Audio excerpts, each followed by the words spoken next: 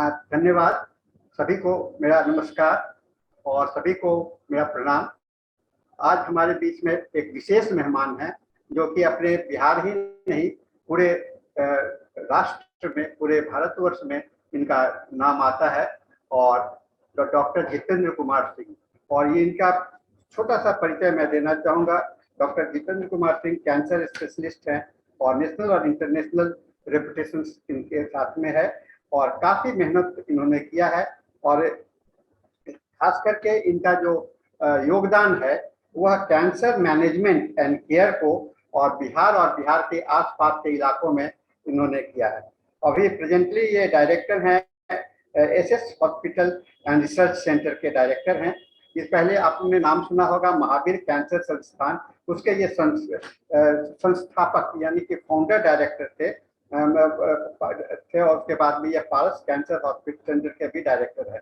इनके करीब 200 नेशनल और इंटरनेशनल जर्नल में इनके रिसर्च आर्टिकल पब्लिश हुए हैं और इन्होंने 6 पुस्तकें कैंसर के ऊपर में लिखा है।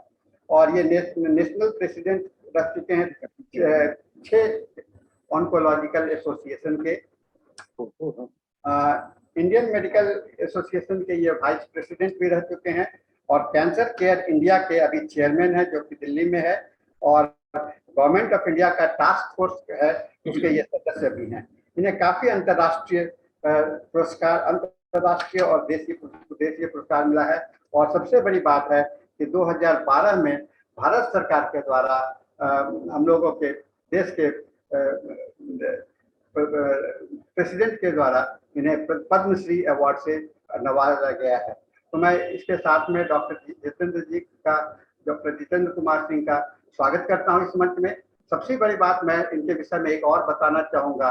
ये एलोपैथिक चिकित्सक होने के नाते हैं, फिर भी इनका जो रुझान है आयुष सिस्टम ऑफ मेडिसिन से इनका काफ़ी रहा है। मैं इनके साथ में आयुष सिस्टम के लेकर के हम लोगों ने एक फोरम बनाया था और उस पर ये कार्यरत मदद कर रहे हैं। काफ़ी मेहनत भी हो रहा है और हो सकता है कि आने वाले समय में हम लोग और भी इंटीग्रेटेड कुछ रिजल्ट इस पर ले आ सके। तो इसके साथ मैं माननीय श्री डॉक्टर जितेंद्र कुमार सिंह जी से का स्वागत करते हुए उन्हें निवेदन करूंगा कि आप अपना अभिभाषण प्रारंभ करें।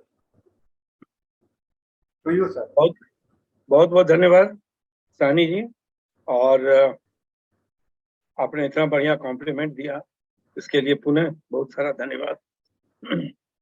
कैंसर से मेरा ताल्लुकात करीब 48 साल से है। 48 ईयर से हम लगातार कैंसर में ही काम कर रहे हैं और कुछ इंस्टीट्यूशन में भी हेड के रूप में हमको काम करने का मौका मिला और भारतवर्ष और विश्व में कई देशों में भी जाके हमको कुछ काम करने, देखने, जानने, सीखने का मौका मिला। और हमने ये देखा कि कैंसर में कुछ परिवर्तन की जरूरत है। जिस तरह से कैंसर बढ़ रहा है, जिस तेजी से कैंसर को बढ़ाव हम लोग देख रहे हैं, हमें लगता है कि यदि इसे नहीं रोका गया, इसे कंट्रोल नहीं किया गया, तो आने वाले समय में कैंसर सबसे बड़ा चैलेंज पूरे देश के सामने होगा। सारी बीमारियां पीछे चली जाएंगी और कैंसर नंबर 1 चैलेंज के रूप में पूरे देश में रहेगा, अपने भी देश में और डेवलपिंग कंट्रीज में भी। तो हमें एक्ट करना है, हमें कंसंट्रेट करना है, हमें फोकस करना है कैंसर पर, ताकि हम इसको रोकथाम कर सकें। और इसका जो इंसिडेंस जो इतनी तेजी से भी बढ़ रहा है कि अभी देश में 15 लाख नए रोगी कैंसर के हर साल आ रहे हैं। आप इमेजिन कर सकते हैं कि यदि 15 लाख रोगी हर साल यदि आते हैं तो आपका क्या फिगर कुछ दिन के बाद आएगा, ये सोचने वाली बात है। और 8 लाख लोगों की मृत्यु भी हो रही है हर साल। तो हमें इसको किसी तरह से कंट्रोल करना है और यदि हम अभी नहीं कर सके तो आने वाले समय में और ये भयावह रूप लेगा। तो हम लोग को चाहिए कि हम लोग सब लोग मिल करके इस पर काम करें। हो सकता है या नहीं हो सकता है एक क्वेश्चन है, लेकिन मेरा मानना है कि हम लोग इसको कंट्रोल कर सकते हैं। कहीं ना कहीं हम लोग का डायरेक्शन गलत है, हमारा जो फोकस है वो गलत है। उसको यदि थोड़ा हम टिल्ट कर सकें तो हमें लगता है कि हम लोग कैंसर को मात दे सकते हैं और कैंसर को काफी हद तक कंट्रोल कर सकते हैं। अभी देखा जाए तो भारत का फिगर बताया, वर्ल्ड का फिगर भी इससे भी ज्यादा है। लेकिन एक चीज बड़ी चौंकाने वाली बात है कि जो विश्व में डेवलप कंट्रीज हैं उन्होंने काफी हद तक कैंसर को कंट्रोल कर लिया है, लेकिन जो डेवलपिंग कंट्री है उनका प्रॉब्लम कैंसर का है। और 3/4 बर्डन कैंसर का हम लोग डेवलपिंग कंट्री झेल रहे हैं, 1/4 ही रह गया है डेवलप कंट्री में, क्योंकि उन लोग का हर तरह से फोकस्ड होकर के वो काम कर रहे हैं, स्क्रीनिंग कर रहे हैं, अर्ली डिटेक्शन कर रहे हैं और इसको जो है इसके चलते वो ट्रीटमेंट भी कर रहे हैं। आज देखा जाए तो अमेरिका में या यूके में या यूएस में देखा जाए तो वहां लोग कैंसर को अब जानलेवा बीमारी नहीं समझते हैं। कैंसर को जानलेवा बीमारी वहां नहीं देखा जाता है, कहता है क्रोनिक बीमारी है ये। क्यों कहते हैं लोग ऐसा? क्योंकि वहां पे जो भी कैंसर के मरीज होते हैं या पकड़े जाते हैं, स्क्रीनिंग की वजह से, एक्सटेंसिव स्क्रीनिंग की वजह से वहां लोग अर्ली डिटेक्ट कर लेते हैं। हम लोग जो है अपने यहाँ करते नहीं है। यहाँ तभी लोग अस्पताल आते हैं जब कोई तकलीफ होता है। तो एक बात जानने की है कि कैंसर में यदि आपको कैंसर हो गया है तो आपको तकलीफ नहीं देगा शुरू में, किसी तरह का वो तकलीफ नहीं देगा आपको। तब वो तकलीफ जब देगा और तब आप डॉक्टर के पास जाएंगे या अस्पताल जाएंगे और वहां पता चला कि आपको कैंसर है, तो समझिए कि आप एडवांस स्टेज में चले। ये हमारे देश का सबसे बड़ा प्रॉब्लम है कि जो भी डिटेक्ट होते हैं केस वो एडवांस स्टेज में आते हैं। तो मेरा ये कहना है कि कैंसर में अर्ली डिटेक्शन होना बहुत जरूरी है और हमारे यहाँ 88% लोग एडवांस स्टेज में जाते हैं, पकड़े जाते हैं। हार्डली 12-13% ही केसेस अर्ली पकड़ाते हैं यहाँ पे। 88% बहुत बड़ा फिगर है ये। विदेश में जस्ट रिवर्स है, अर्ली स्टेज में ज्यादा पकड़ाते हैं और एडवांस स्टेज बहुत कम पकड़ आते हैं, बहुत कम लोगों को। तो वहां बीमारी ठीक होती है, लोग देखते हैं कर ये तो ठीक हो गया। हम लोग के यहाँ बीमारी पकड़ा जाता है लेट, हम लोग इलाज करके भी उसको नहीं बचा सकते हैं, कुछ साल का लाइफ जरूर देते हैं। तो हम लोग यहाँ देखता है लोग की कैंसर हो गया और उसकी डेथ हो गई, तो कैंसर तो जानलेवा बीमारी है। तो ये एक कंसेप्शन है और ये लोगों के दिमाग में, जहन में ये बातें हैं कि कैंसर बहुत ही एक जानलेवा बीमारी है। तो कैसे है, हम लोग कैसे इसको दूर कर सकते हैं? तो दो प्रॉब्लम हम लोग झेल रहे हैं। एक तो इंसिडेंस बहुत हाई है कैंसर का, पॉल्यूशन के चलते, फर्टिलाइजर का यूज होने के चलते और पॉपुलर यहाँ खास करके गंदगी की वजह से हमारे जो यहाँ के खास करके जो हम लोग शहर में रहते हैं, है ना, वहाँ को इतनी गंदगी को झेलना पड़ता है, खाना पीना प्योर नहीं मिलता है। ये सब सारी वजह है जो कैंसर को बढ़ा रहा है। हम लोग बहुत ज्यादा कीटनाशक दवाई, फर्टिलाइजर, ये सब चीजों को यूज करते हैं। पानी तक हम लोग को ठीक नहीं मिलता है, पानी भी हमारे यहाँ दूषित है। तो ये सब चीजें हैं जो कैंसर को बढ़ावा देता है। हम लोग कैंसर को यदि ठीक करना चाहें तो हमें पहले इन चीजों को सुधारना होगा, तब हम लोग कैंसर को ठीक कर सकते हैं और उसको अर्ली स्टेज में पढ़ सकते हैं। तो एक चीज जो मानने वाली बात है, एक तो इंसिडेंस बहुत हाई है, जो पेशेंट आते हैं, एक प्रॉब्लम तो वो हुआ। दूसरा प्रॉब्लम यह है कि जो लोग आते हैं हमारे यहाँ वो एडवांस स्टेज में, जब उनको ठीक नहीं कर सकते हैं, हाँ कुछ साल की लाइफ जरूर बढ़ाते हैं विभिन्न तरह के इलाज के द्वारा। तीसरी चीज है कि कैंसर लंबी और बड़ी महंगी इलाज है, हर आदमी अफोर्ड नहीं कर सकता है। भारत गरीब देश है, यहाँ गरीबी बहुत है और कैंसर की इलाज बड़ी महंगी है, महंगे उपकरण है, महंगी इलाज है। तो ये 3 फेस हम लोग कर रहे हैं और हम समझते हैं हिंदुस्तान के बहुत सारे इंस्टीट्यूशन इसी को कर रहे हैं। तो ये हमारा एक 48 ईयर्स का एक एक्सपीरियंस है जो आपके साथ हम शेयर करना चाहते हैं आज के इस वेबिनार के द्वारा। हम लोग का कैंसर में एक ट्रीटमेंट होता है। ट्रीटमेंट की पहले यदि हम बात करें कैंसर के मैनेजमेंट, तो हम लोग के पास डायग्नोस्टिक होते हैं जिसमें पैथोलॉजी होती है, लेबोरेटरी मेडिसिन होती है, दूसरी हम लोग की रेडियोलॉजी होती है जिसमें आपको सारी रेडियोलॉजी से जुड़े हुए सारे इक्विपमेंट्स होते हैं। ये दोनों मिलके हमको डायग्नोसिस करते हैं।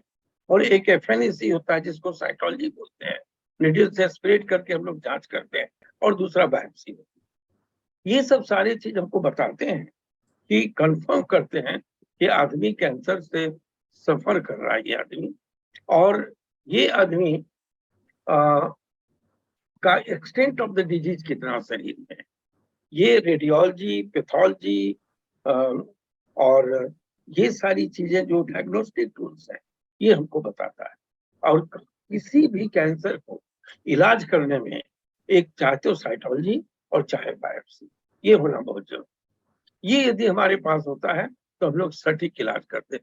सैकड़ों तरह के कैंसर होते हैं, स्टेज होता है उसका, स्टेज 1, 2, 3, 4, है ना, किस स्टेज में है, कौन सी वेराइटीज है, ये सारी चीजों को जानना इलाज के पहले जरूरी होता है। तब हम इलाज में उतरते हैं। इलाज होता है, एक कहते हैं उसको हम लोग कि एक ऑपरेशन, सर्जरी। ऑन्कोलॉजिकल सर्जरी एक डिफरेंट होता है आम सर्जरी से। और ऑन्कोलॉजिकल सर्जरी जो हम लोग करते हैं वो एक्सपर्ट ही कर सकते हैं, क्योंकि हम लोग को सिर्फ सर्जरी उस पार्ट की नहीं करनी पड़ती है, बल्कि एडवाइनिंग नोट्स जितने होते हैं उसको भी निकालना पड़ता है। तो सर्जरी एक बहुत अहम चीज है, और बहुत रिफाइनमेंट धीरे धीरे होते जा रहे हैं। पहले क्या था कि जिस पार्ट में हुआ उस पार्ट को लोग काट देते थे, अब वैसा नहीं है।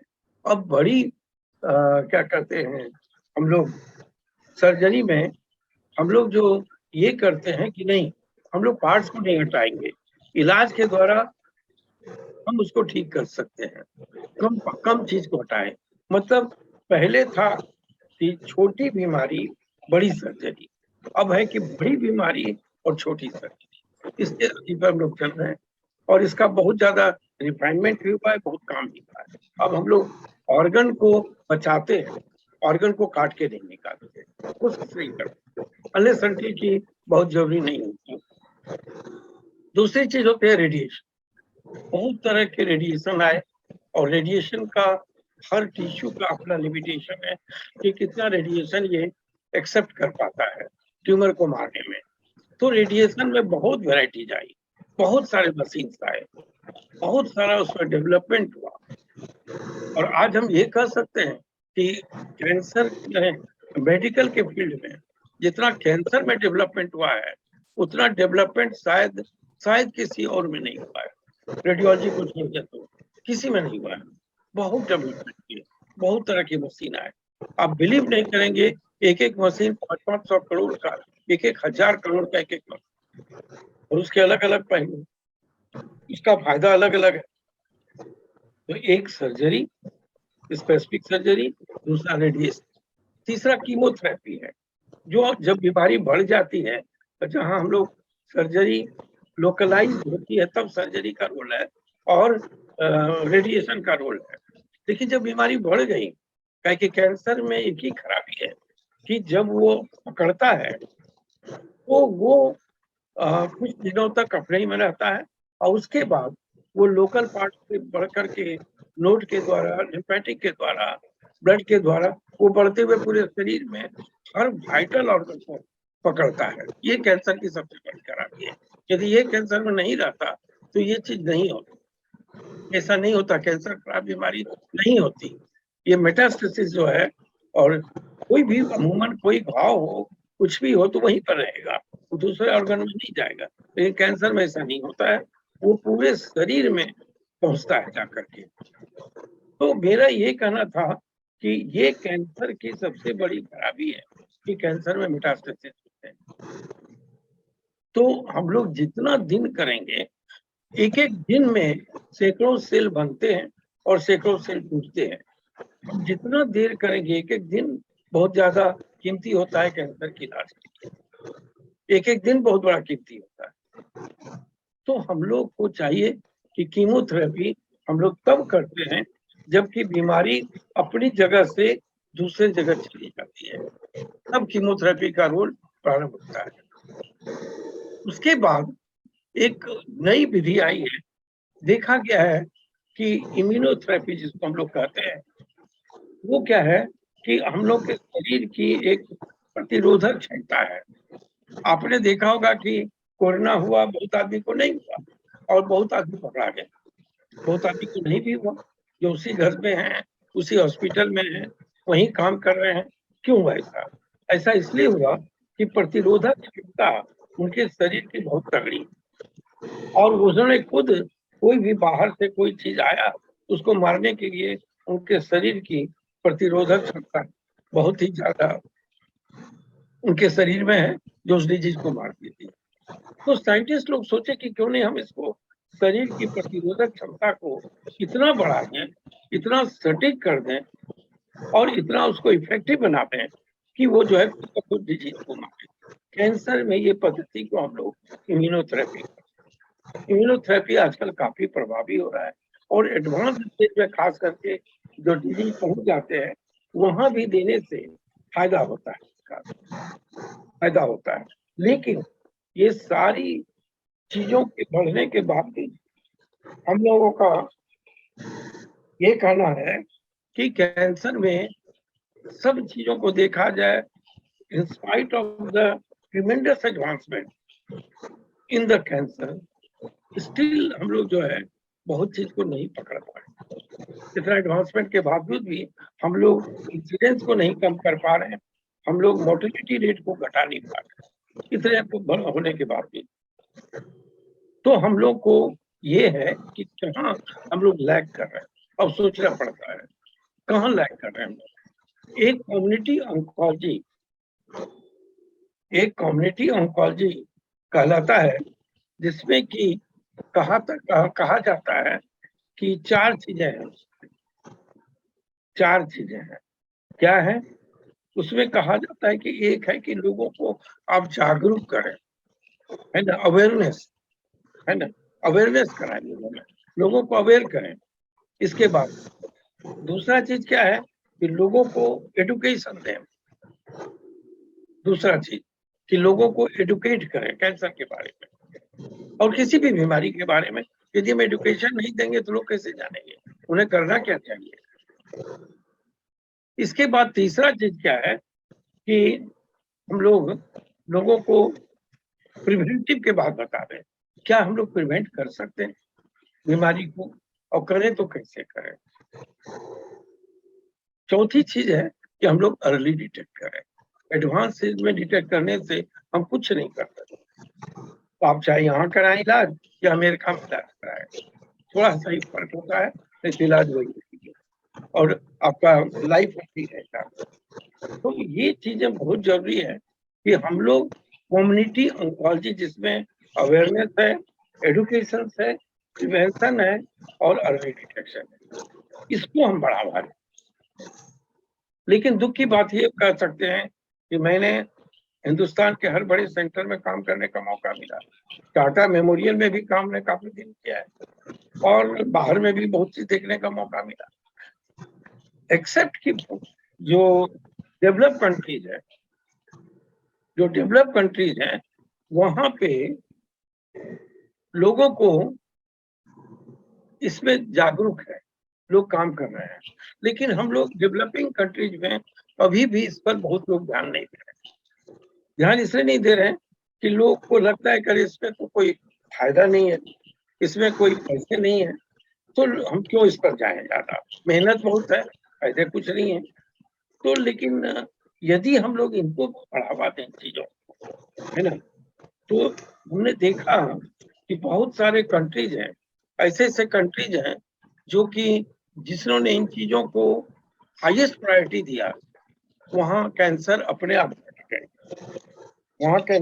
गए, और वहाँ पे आपको इंसिडेंस भी घट गया और मोर्टेलिटी भी घट गई और लोग ठीक होने लगे। इन चीजों पर जिन्होंने जोर दिया, आप ट्रीटमेंट जरूर करें, ट्रीटमेंट में बहुत सारे एडवांसमेंट है, आप उसको करें, लेकिन आप जो है कम्युनिटी ऑन्कोलॉजी को करें। एक टाटा मेमोरियल हॉस्पिटल को छोड़ करके इस देश में कोई ऐसा अस्पताल नहीं है जो एक्सक्लूसिवली, कोई उसका सेंटर इतना बड़ा नहीं है जो कम्युनिटी ऑन्कोलॉजी पर काम करे। हमने यही सोचा कि हम लोग को क्या करना चाहिए, ऐसे तो इलाज करते रहेंगे, ऐसे ही चलता रहेगा, जो 20 साल पहले था वही आज है, वही 20 साल आगे भी रहेगा, क्या करना है इसमें। तो हमने एक सोचा कि एक ऐसा अस्पताल बनाया जाए जो दो चीजें हम लोग लैक करते हैं, कमी है हम लोगों में। एक तो है कम्युनिटी ऑन्कोलॉजी और दूसरा होता है रिसर्च। हम लोग रिसर्च नहीं कर रहे हैं। हमारे यहाँ साहनी जी बहुत बड़े डॉक्टर हैं, वो तो हमेशा दिन रात सपना में भी रिसर्च की बात ही सोचते हैं, कुछ ना कुछ हमेशा सोचते रहते हैं। तो वैसे ही हम लोग रिसर्च करें यहाँ पे और रिसर्च को आगे बढ़ावें। संयोग से एक मौका मिला हमको, एक बहुत बड़ी एक जमीन मिली हाजीपुर में, 3 एकड़ की जमीन है, उसमें बिल्डिंग बन गए, बहुत बड़ा हॉस्पिटल तैयार हो गया, शायद बिहार का सबसे बड़ा प्राइवेट हॉस्पिटल, इतना बड़ा कहीं नहीं बिहार में, वो बन के तैयार है। और दो ही चीज हम वहां रख रहे हैं। पहली बात, मैंने वहां पे कम्युनिटी ऑन्कोलॉजी का और हमने रिसर्च और हमने ट्रेनिंग देने का काम किया है। यही 3 काम वहां होगा मेनली। आउटडोर चलेंगे, देखा जाएगा, ट्रीटमेंट भी होगी, ट्रीटमेंट तो सब अस्पताल करता है, करेंगे लोग, लेकिन ये 3 चीज उस अस्पताल में अलग ढंग किया जा रहा है। और मेरा अपना मानना है, यदि अस्पताल थोड़ा सा चल गया, सक्सेसफुल हो जाते हैं, इससे कोई पैसा अस्पताल को नहीं मिलेगा, अस्पताल हमेशा घाटे में रहेगा। इसमें ना तो रिसर्च में पैसे मिलेंगे भी और ना जो है में पैसे मिलेंगे, कम्युनिटी ऑन्कोलॉजी और ट्रेनिंग भी देंगे तो क्या मिलेगा। तो हम लोग फिर भी, मेरा अपना मानना है कि चलिए लाइफ में कुछ ऐसे काम होने चाहिए कि लगे कि हम कुछ कंट्रीब्यूट कर रहे हैं। मेरा अपना मानना है कि हम लोग सब कोई, सब पैसे के लोग, हमने तो एक बार बुलाया भी था, एक बार जब महावीर कैंसर संस्थान के डायरेक्टर थे तो मैंने बुलाया था, एक कॉन्फ्रेंस किया था जिसमें करीब 700 आदमी आए थे, सब स्पेशलिटी के हिंदुस्तान के, और बड़ी अच्छी बातें सामने आई। हमने कमेटी भी बनाई, लेकिन संयोग से सब लोग इतने व्यस्त थे कि नहीं ये काम कर पाया। हम चाहते हैं कि उसको अपने अस्पताल में हर स्पेशलिटी के लोग आते हैं, हर स्पेशलिटी के लोग, कहीं ना कहीं तो अच्छाई है, सब में है, इसमें जो अच्छाई है उसको एक्सेप्ट करना चाहिए। मॉडर्न मेडिसिन हो, हेम्योपैथिक हो, आयुर्वेदिक हो, है ना, यूनानी हो, और भी जितने इंडियन सिस्टम ऑफ मेडिसिन है, एक मिला के इसको बड़ा अच्छा, नाम भूल रहे हैं, सानी जी ने नाम दिया था, बहुत अच्छा इसका, इसको हम लोग लेके यदि आगे चले और हर पैथी के अच्छे लोग जो स्कॉलर हो, जिसमें कि थोड़ा सा रिसर्च का ज्ञान हो, रिसर्च कैसे करते हैं उनको लेकर के हम लोग इसमें आगे बढ़ते हैं। तो एक ये यदि किया जाए एक, और हम समझते हैं कि जिस दिन ये सक्सेसफुल हम लोग का रहा भारत के, मैं तो आईएमए का भी नेशनल वाइस प्रेसिडेंट रहा हूँ, उसमें प्रेसिडेंट के बाद हम ही थे उसमें, और उसके बाद सेक्रेटरी थे। तो हम लोग को पूरे राष्ट्र में देखने का मौका मिला, करीब करीब समझा जाए कि 4 लाख डॉक्टर जो है भी, जो कि देख रहे हैं आईएमए को। हम लोग उनके साथ मिलकर बहुत सारी चीजों को देखने का मौका मिला, जानने का मौका मिला। बहुत बड़ा एक पावर है जो कि हम लोग, एक फोर्स है जो हम लोग कर सकते हैं यदि मिले तो ये चीज की अभी जरूरत बहुत ज्यादा है, और हम लोग इसको आगे बढ़ाने में हम लोग कोशिश करेंगे। अब बहुत जल्दी, अभी खड़बास चल रहा है, हो सकता है कि अगस्त के बाद हम लोग इसको प्रभावी ढंग से काम करेंगे, हम लोग इसको काम करेंगे। तो ये एक चीज है, और यदि हम लोग इसमें सक्सेसफुल हो गए तो शायद ये रोल मॉडल की तरह बिहार का एक ऐसा अस्पताल होगा जो पूरे राष्ट्र में इसको लोग एक्सेप्ट करेंगे।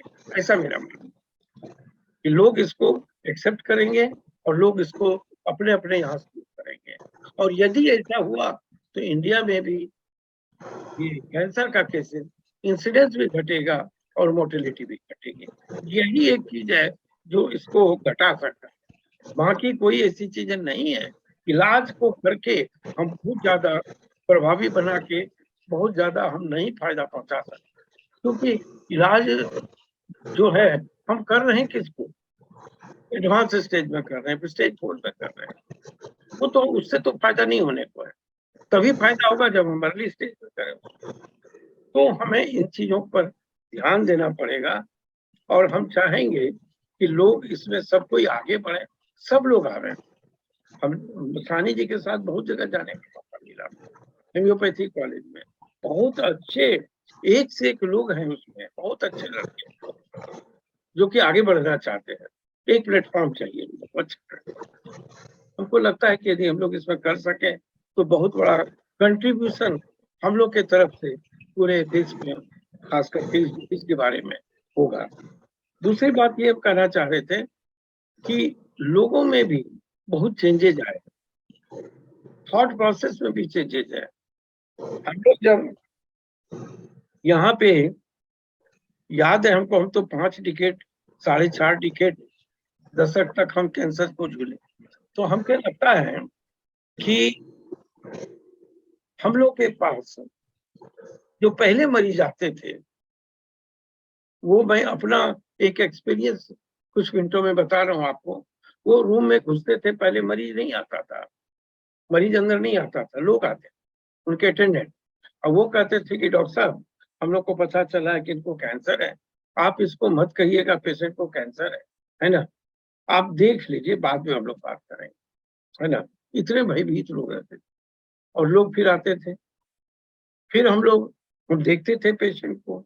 अब चूंकि उन लोग की हिदायत थी कि नहीं बताइएगा, तो गार्डेड लैंग्वेज में बात करते थे, और फिर उनको अपना देख दाख करके फिर हुआ कि ठीक है आप बाहर बैठे, फिर वो लोग अंदर आते थे। तो जब आते थे अंदर, तो डॉक्टर साहब ये बताइए कि कितने दिन ये बचेंगे, ये दिन की बात करते थे। एक दशक रहा, उसके बाद फिर हम लोग सेकेंड दशक में आए, जब ये बढ़ करके महीना हो गया कि कितने महीने बचेंगे, और अब जो है सो थर्ड दशक की बात बता रहे हैं, कितने साल बचेंगे। कोई दिन की बात नहीं करता है, कोई हफ्ता की बात नहीं करता, कोई महीने की बात नहीं करता, कितने साल बचेंगे ये बोलता है लोग आजकल। और अब जब मरीज ठीक होने लगे, तो अब लोग कहते हैं इस बच्चे का कैंसर था, इसकी शादी करें कि नहीं करें। अब वो लोग इस टर्म पर आए, और खुले हम लोग सबसे बात करते हैं। मुझे नहीं लगता है कि इसमें इस दरमियान में मैंने जो केसेस देखे हैं, किसी को हमने कैंसर बोला और वो हार्ट अटैक हो गया, ऐसा कभी नहीं होता है। मेरा एक चीज मानना है कि पेशेंट को कॉन्फिडेंस में लेना पड़ेगा, और पेशेंट से बात करने के तरीके होते हैं, कैसे राज उस पर खुला जाए, इसके तरीके होते हैं। और तब यदि पेशेंट को आप कॉन्फिडेंस में लेके इलाज करेंगे, कोई पेशेंट ऐसा नहीं है जो कहेगा कि नहीं हम इलाज नहीं कराएंगे, हमको छोड़ दीजिए, हमको जैसे मर जाएंगे, कोई पेशेंट हमको तो अभी तक नहीं मिला। एक लोगों में एक जागरूकता, लोगों में एक थॉट प्रोसेस चेंज हुआ। कोई पेशेंट नहीं कहता है, अब पेशेंट ये कहते हैं आपके स्टेज में हम बच्चे की शादी करें कि नहीं करें। और जब अब ये भी फेज क्रॉस कर गया, तो अब लोग बोलते हैं कि हम बच्चे इसके कैसे होंगे, शादी के बाद बच्चे कैसे होंगे। अब हम लोग उस स्टेज पर आ गए कि लोग शादी करने की बात कर रहे हैं, और उसके बच्चे पैदा होने की बात कर रहे हैं, और बच्चों में कोई बीमारी हो इसके बारे में कर रहे हैं। अब दिन, सप्ताह, महीना सब भूल गए लोग। तो थॉट प्रोसेस में भी बहुत बड़ा चेंजेज आया। और सही कहते हैं कि हम लोग जो पहले इलाज करते थे, बड़े ही सहमे हुए, कोई गार्डेड लैंग्वेज में हर तरह से, मरीज नहीं जाने की कैंसर है कि नहीं, क्लिनिक में कैंसर मत लिखिए, ये सब सारी चीजें होती थी। अब तो हर मरीज बात करता है, हर मरीज जानता है उनको क्या बीमारी है, और डिस्कस करता है। विदेश में यदि आपने कुछ भी छुपाया तो आपको स्वीप कर देगा, आपको छुपाना भी नहीं है। यदि पूछता है कि हम कितना दिन बचेंगे, आपने गलत बताया तो होता है। खैरियत है कि इंडिया में ये चीजें, तो चीजों में काफी चेंजेज आया, चीजों में काफी एडवांसमेंट आए, ट्रीटमेंट में भी बहुत एडवांसमेंट आए। और अब जो है सो हमको लगता है कि आने वाले समय में हम लोग, अब चूंकि प्रभावी इलाज हो रही है, तो हम लोग इलाज कर पाएंगे, लेकिन कम्युनिटी ऑन्कोलॉजी के बिना हम लोग नहीं आगे बढ़ सकते। हम लोग को मिल के, सब लोगों को मिल के, सारे पैथिक वालों को मिल के हमको इस चीज पर करना है। इसमें कहीं कोई एक दूसरे से आंकड़ा नहीं टकराता है किसी का, हमको इस पर बात करनी है। और हम बहुत जल्दी एक सम्मेलन बुलाएंगे।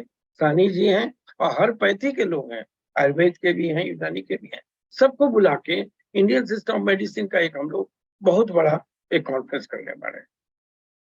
थोड़ा सा और वक्त मिल जाए, 1 महीने का, हम लोग शुरू करेंगे।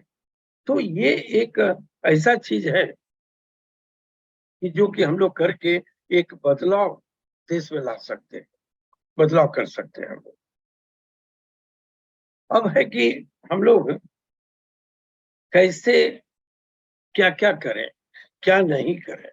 एक छोटा सा कार्डिनल साइन किसको कहते हैं, कार्डिनल साइन, कि कुछ चीजें आपको साल में क्या है कि हर एक बार आपको दिखाना चाहिए, एक बार डॉक्टर से अपनी जांच करवानी चाहिए, एक बार जरूर करवाना चाहिए जांच साल में।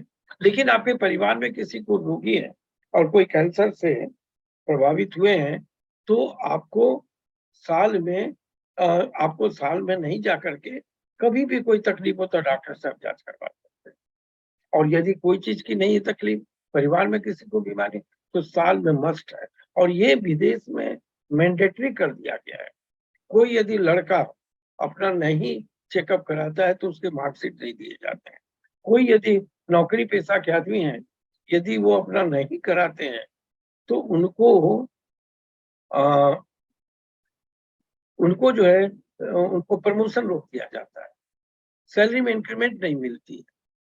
तो जबकि वहां फ्री है, कोई भी आदमी फ्री में जांच करा सकता है।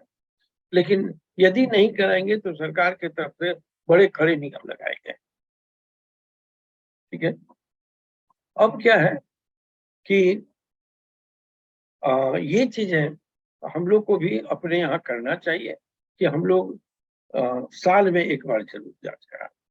और एक चीज हमने और कहा आपको कि प्रिवेंशन की बात हमने कहा था, चौथा उसमें कम्युनिटी ऑन्कोलॉजी में अर्ली डिटेक्शन तो आप जब भी करा सकते हैं। तो कहीं भी स्वस्थ आदमी आवे, उनकी जांच करें।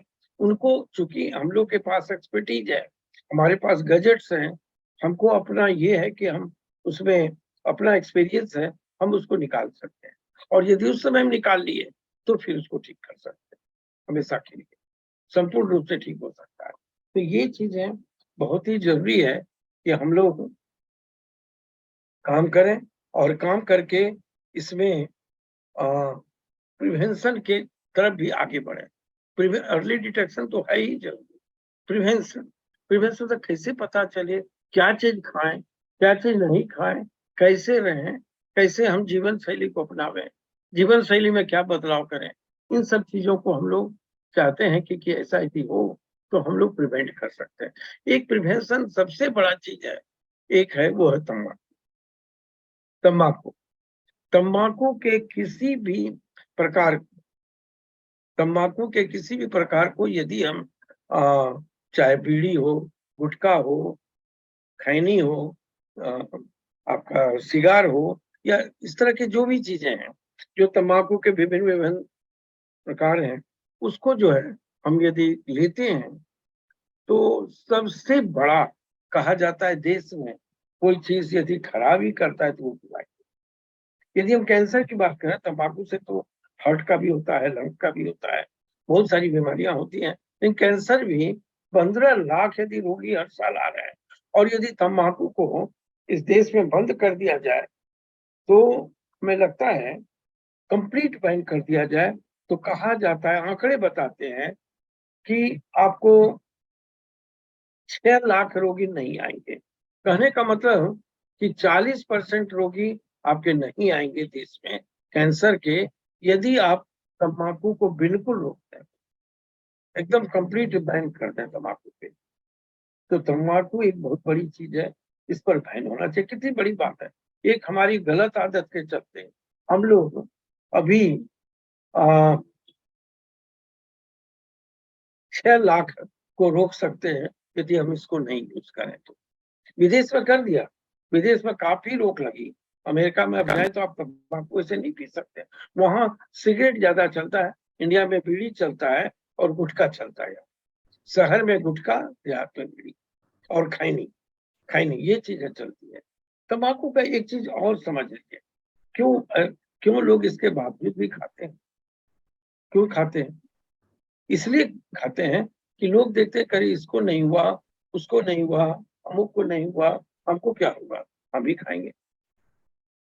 शुरू में शौकिया खाते हैं लोग और बाद में इसको जो है आदत बन जाती। तो तंबाकू में एक ऐसी चीज है जो कि जाकर के एब्जॉर्ब होती है, गुटखा का एब्जॉर्ब होता है या धुआं जाता है वो एब्जॉर्ब होता है, और उससे जो है धुआं यदि हम फेंकते हैं वो भी उतना ही घातक है जितना धुआं लेने वाला।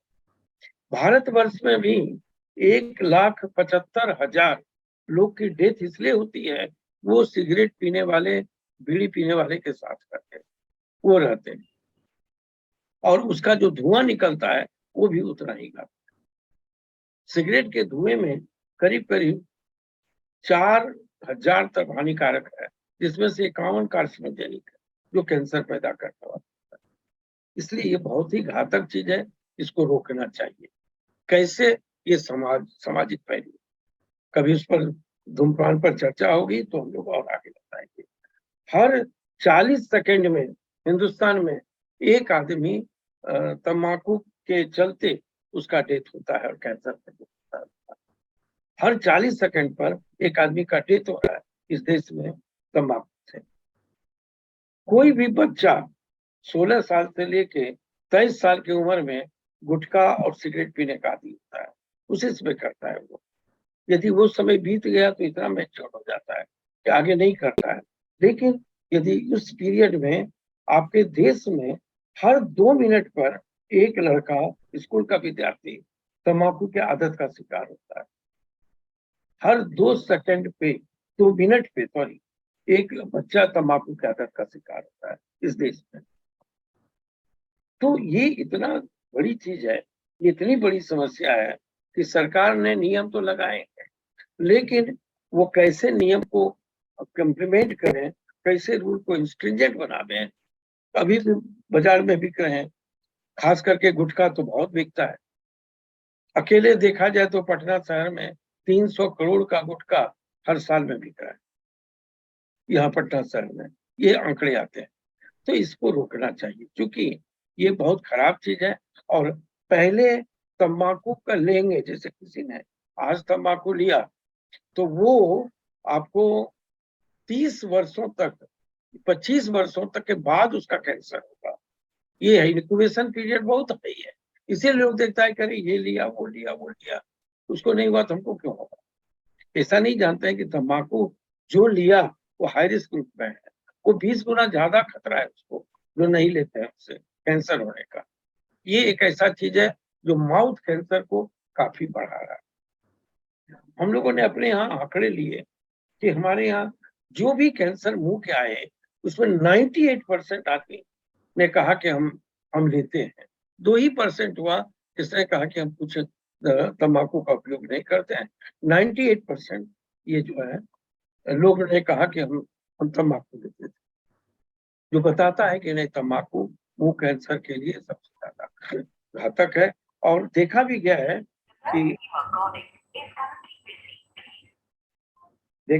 है कि जल्दी ये तंबाकू को डेथ हो जाता है तंबाकू से। और हमें आश्चर्य होगा कि आश्चर्य नहीं होगा कि लोग अब स्टूडेंट्स प्री मैलिग्नेंट कंडीशन में आउटडोर में जमा हो रहे हैं। लड़कियां नहीं लेती हैं लेकिन लड़के लोग जमा हो रहे हैं। हमको उसको रोकना चाहिए। एक कार्डिनल साइन है, कार्डिनल साइन ये कहता है कि यदि आपके, ऐसे तो आप साल में एक बार जरूर दिखाइए, लेकिन यदि आपके शरीर में कोई गांठ और वो छूट नहीं रहा है तो आप दिखाइए लेकर के। यदि आपके शरीर में खांसी हो रही है, मुंह के रास्ते से खून आ रहा है, खांसी के रास्ते से खून आ रहा है तो आप जरूर दिखाएं। पेशाब के रास्ते से आ रहा है आप जांच कराएं। हो सकता है आपको कैंसर नहीं हो, लेकिन कैंसर निकल सकता है उसमें। पखाना के रास्ते से, पेशाब के रास्ते से, उल्टी के रास्ते से, और इससे आ जाए। इसके बाद यदि कहीं मूल में परिवर्तन हो, मस्से में कोई परिवर्तन दिखाई दे तो आपको दिखा। मूल का कैंसर बहुत होता है, प्रोस्टेट का कैंसर, लंग का कैंसर इंडिया में बहुत ज्यादा है। तो पेशाब की आदतों में परिवर्तन, शौच की आदतों में परिवर्तन किसी को लगे, आप जरूर कहीं अब अच्छे डॉक्टर से, अच्छे अस्पताल में जाकर, इसका संबंध कैंसर से भी हो सकता है। ब्रेस्ट में लंप, किसी भी लेडीज को यदि ब्रेस्ट में लंप मिले, खास करके स्नान करते समय, उनको महीने में एक बार अपने ब्रेस्ट का खुद एग्जामिनेशन करना चाहिए, जिसको ब्रेस्ट सेल्फ एग्जामिनेशन कहते हैं। यदि ब्रेस्ट सेल्फ एग्जामिनेशन करें तो उससे पता चल जाएगा उनको, और यदि गांठ लग रहा है तो आपको तुरंत दिखाना चाहिए। वर्ल्ड में सबसे ज्यादा अभी कोई एक कैंसर है औरतों में, तो वो ब्रेस्ट कैंसर। ये हुआ। उसके बाद कोई आदमी यदि लगता है कि हम खा पी रहे हैं तभी हमको क्यों कमजोरी हो रही है, कमजोरी बढ़ती जा रही है, हो सकता है कि उनको लीकेमिया, ब्लड कैंसर हो, उनको जांच करानी चाहिए। कहने का मतलब कि 7-8 चीजें हैं जो कि आदमी को हमेशा, इस यदि किसी को करता है, इमीडिएट जाके दिखाना चाहिए, इसमें देरी नहीं करना चाहिए। इसको हम कार्डिनल साइंस ऑफ कैंसर कहते हैं। आपको साल भर इंतजार करने की जरूरत नहीं है कि हम जाके दिखाएंगे।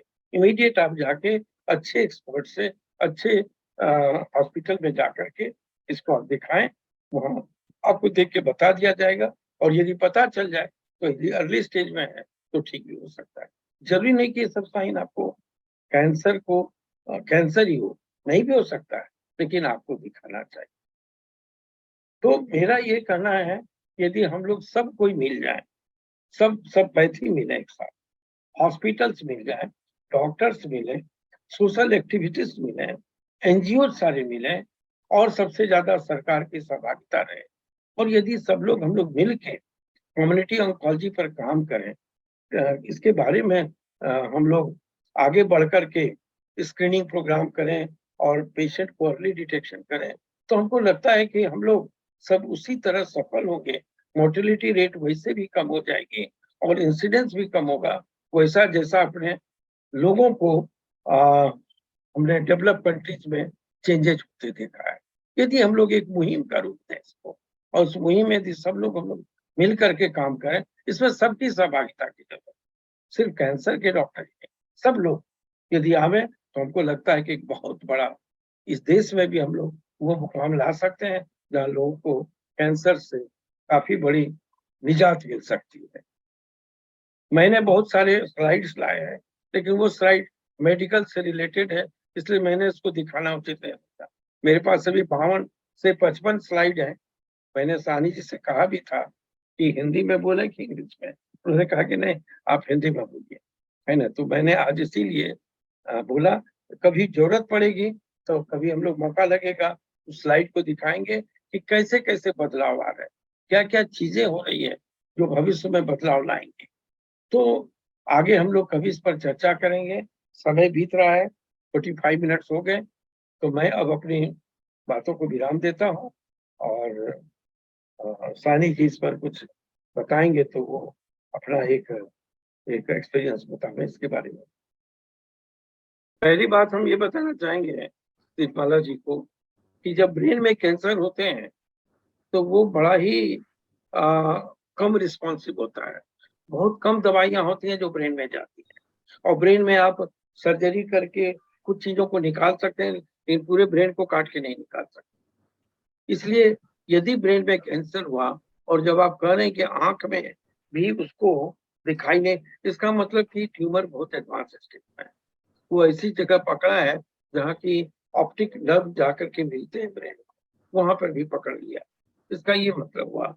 दूसरी बात देखिए, कैंसर में रेकरेंसेस बराबर होते हैं। यदि आपने इलाज कर लिया तो जरूरी नहीं कि उस समय यदि ठीक हो गया कुछ दिन के लिए, तो ऐसा नहीं होता है कि वो फिर वैसे ही रहेगा। कुछ दिन के बाद, कुछ साल के बाद, कुछ महीने के बाद ये फिर से रेकर करेगा। इसको रेकरेंस बोलते हैं लोग।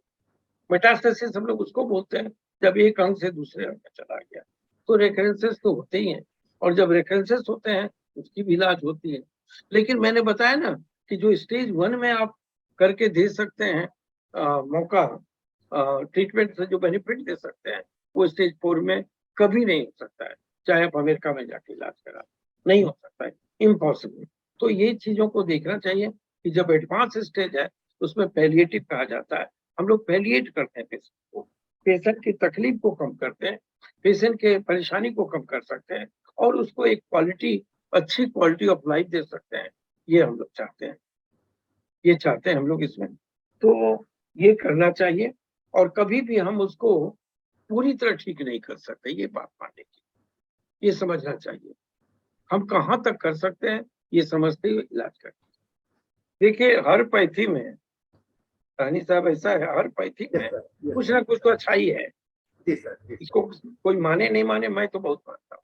हर पैथी में कुछ अच्छाइयाँ हैं, होम्योपैथी में भी है।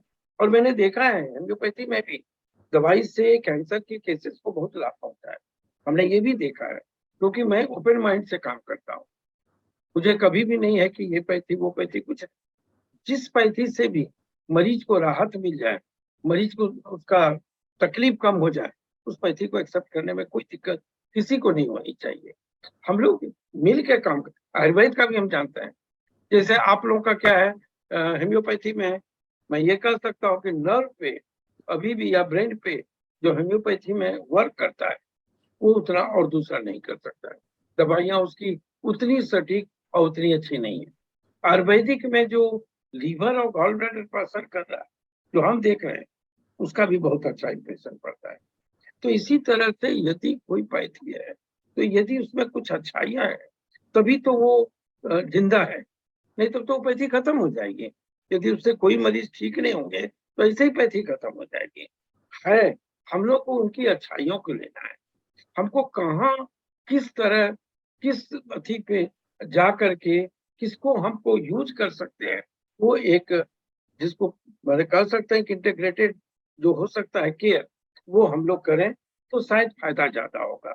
हम एक चीज कहते हैं, हम आपको कहने में कोई कठिनाई नहीं है ये कहने में कि हम लोग फिजिकल इलाज करते हैं किसी का भी, लेकिन एक कैंसर का मरीज जिसको मेंटल तकलीफ है, जिसको मेंटली वो बेचारा डिप्रेस्ड है, फियर है उसको उसको आगे लगता है कि क्या होगा, हर दिन उसको लगता है कि हम मर रहे हैं, कितना दिन बचेंगे कितना नहीं बचेंगे, अनसर्टेनिटी जिसको कहते हैं वो उसके पास है। और उसको हम लोग क्या करते हैं, उसके लिए कुछ नहीं करते हैं, हम फिजिकल की इलाज करते हैं। उसकी तकलीफ है उसकी इलाज कर रहे हैं, ट्यूमर है उसकी इलाज कर रहे हैं, लेकिन उसके मानसिक जो तकलीफ है, मानसिक रूप से जो डिप्रेस्ड है, उसकी इलाज नहीं कर रहे हैं। तो कहीं मेडिटेशन, कहीं योगा यदि इस समय हमारी मदद करे हम उसको एक्सेप्ट करेंगे, क्यों नहीं करेंगे। तो इंटीग्रेटेड का जो एक आपको याद होगा कि हम लोग बहुत पहले एक बार लेके चले थे जब हम महावीर में थे, अब हम लोग चाहते हैं कि उसको फिर से एक बार करें। तो शायद ये कहीं वर्ल्ड में एक साथ नहीं हो रहा है, हम लोग करेंगे और हर पैथी के पहलू को लोग एक्सेप्ट करें। हमको लगता है कि ये बहुत बड़ा काम होगा, है ना। Yesterday I got a case of pancreatic cancer. Okay. See, yesterday I got and there was severe pain. She came to my dispensary. I said her, you wait. I took the case and for an acute condition, I gave the Colosin LM potency 1 LM potency in 15 minutes interval, and her pain is subsided, and she smiled towards me. Then I said to her, see, I said to her, you don't worry, your case, disease will be cured. And I took the complete case and I got the medicine lycopodium, and I gave that LM1 potency lycopodium, and she went away from my dispensary for 1 week, and I said to her, see, come after 1 week. I said to her, see, such a way we can treat the carcinoma cases nicely, doctor. No, see, there is no doubt in that. Only thing is, you must take the case correctly and find the simillimum and give the medicine. And that's really great that you have given some medicine and patient have had a great relief. But today we are having so many parameters. Everywhere it is available. Whether the disease is regressing or not regressing, whether disease is static, you can see by those parameters. So you have to go through those parameters, and then you can assess. Just reduce the symptom for some time. Patient is not going to be benefited for a long time. It's not. You have to give the medicine. You are giving the medicine. See how the parameters affecting the pancreas on the blood, on the X-ray, on the CT scan, whether it is giving any effect or not. Suppose it is regressing and all the parameters showing that the things are giving benefit to the patient, then I think it's a good thing. It's a good thing. You go and continue it. It's okay. But the time is the greatest factor. We should give the medicine if it is not reducing. The disease is progressing, might be. Disease is static, then you should switch over to other treatment. I think this is the dictum of any malignant lesion. Don't wait, give the switch over to other treatment. I think it's great that symptom has been reduced by you. Now you go on the radical treatment. Radical treatment you can give. I think patient will be benefited. Thank you once again, and it's really great.